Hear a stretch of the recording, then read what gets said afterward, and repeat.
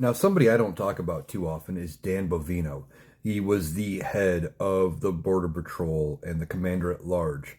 He was the guy who uh, would walk around in the big trench coat. And there was a lot of comparisons being made between him and somebody you would find in 1930s Germany.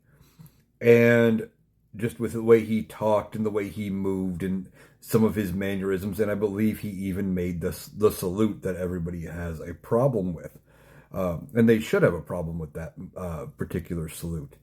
Um, but he has now been demoted. He is going back to a position in California ahead of his retirement, and this comes on the heels of Alex Preddy being murdered in Minnesota, in Minneapolis. Um, Pretty cut and dry from all angles. Now they're trying to spin it that he was a domestic terrorist, that he brandished a weapon when his weapon was clearly holstered. And by multiple angles, you can see that ICE was the ones who took his weapon from its holster. And then after that point, at some point, was when there was a discharge and he got shot. So Dan Bovino is being demoted. He is one of the first casualties as far as job wise in this administration. Now, there have been multiple casualties caused by this administration, talking about Renee Good, Alex Preddy, and probably some others.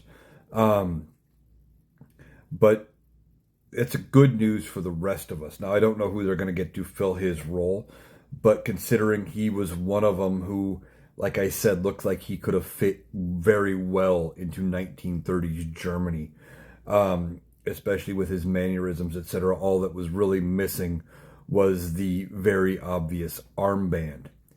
And him being demoted is a step in the right direction.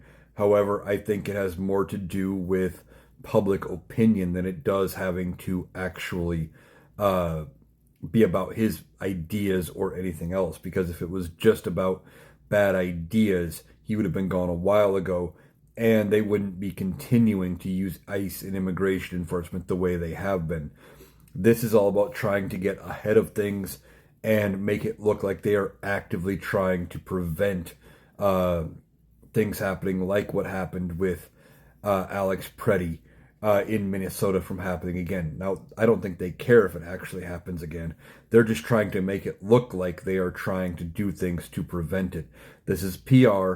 This is them trying, in my opinion, to cover things up and make it look at least a little bit better.